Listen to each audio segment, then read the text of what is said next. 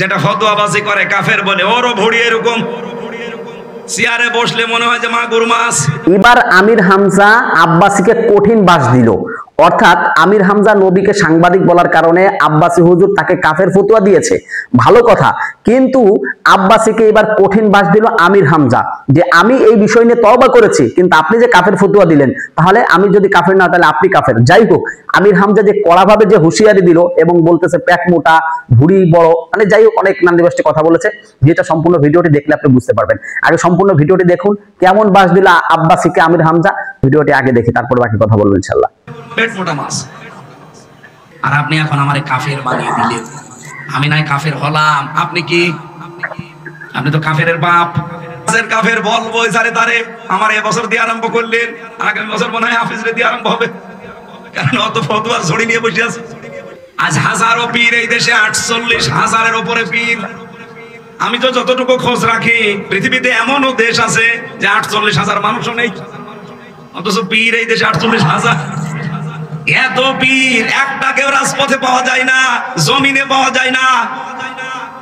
North south বিশ্ববিদ্যালয়ে কোরআনের উপরে লাঠি দিয়েছে, থুতু দিয়েছে, সেখানে ফতোয়াবাজি করতে পারো না। 48,000 পীর যদি একবারে রাজপথে নেমে বলে এর বিচার না হলে কেউ দরবারে ফেরত যাব না, বিচার কালকে হবে। কোথায় আছেন আপনি? আপনি তো শুধু ভড়ি আর জব বানিয়ে ব্যস্ত আছেন। আপনি বলেন তো বাংলাদেশের একটা পীরকে দেখান যার ভড়ি বড় না, দেখান। আমি তো যতগুলো দেখেছি ওদের ভড়ি আর জব্বা ছাড়া কিছু পাইনি, এত বড় বড় ভড়ি। আমার মনে হয় এই দেশে একামতে দিন যারা কায়েম করতে চায়, হ্যাঁ তাদের ছোটখাটো ভুল ত্রুটি থাকতে পারে, তা আপনি কি করছেন? তাদের মতো এই 17 বছর জেল জুলুম সহ্য করেছেন, একটা বার জেলে গেছেন আপনি? রিমান্ড কি বসেন?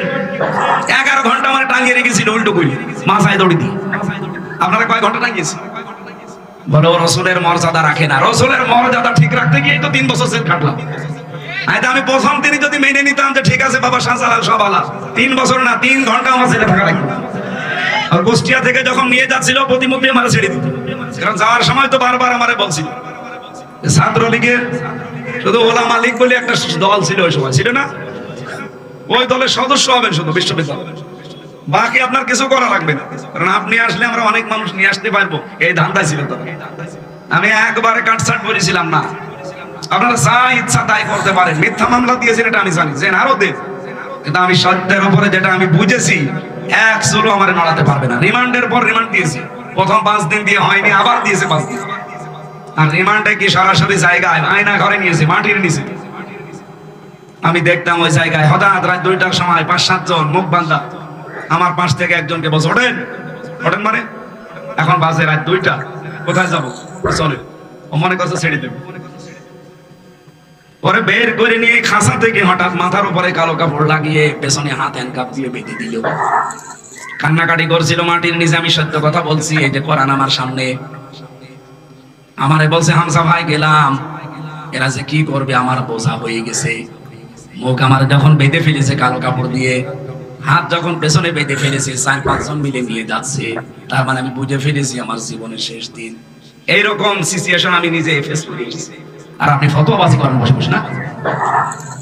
যাই হোক দর্শক, সম্পূর্ণ ভিডিওটি দেখতে পারেন। আব্বাসী হুজুরের একটা দোষ আছে কি জানেন? সে কাফের ফতোয়ার গোডাউন নিয়ে বসছে।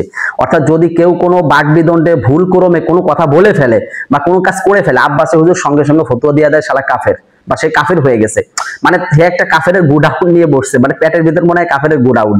যাই হোক দর্শক মন্ডলী, এই ভিডিওটি দেখে আপনার কাছে কেমন মনে হলো? এবং আব্বাসী হুজুর যে কাফের ফতোয়া দিল, ওই ব্যক্তি যদি কাফের না হয় তাহলে কিন্তু সে নিজে কাফের। তাহলে বুঝতে হবে যে আব্বাসী হুজুর একটা কথা বলার আগে বা একজনের কাফের ফতোয়া দেওয়ার আগে সতর্ক হয়ে দিতে হবে। তো শুধু তাকে নিয়ে কথা বলা যাবে, কিন্তু কাফের ফতোয়া দেওয়ার আগে সতর্ক হয়ে দিতে হবে, না হলে সে যদি কাফের না হয় যে কোনো কারণে, তাহলে কিন্তু আপনি আল্লাহর আদালতে আপনি কাফের হয়ে যাবেন। যাই হোক, আজকে আমির হামজার কথাগুলো শুনতে পারলেন, তো সম্পূর্ণ ভিডিওটি মিলে আপনার মন্তব্য কি কমেন্ট করে জানাবেন। ভিডিওটি ভালো লাগলে লাইক এবং শেয়ার করবেন। তো সবাই ভালো থাকবেন, সুস্থ থাকবেন। আসসালামু আলাইকুম ওয়া রাহমাতুল্লাহি ওয়া বারাকাতুহু।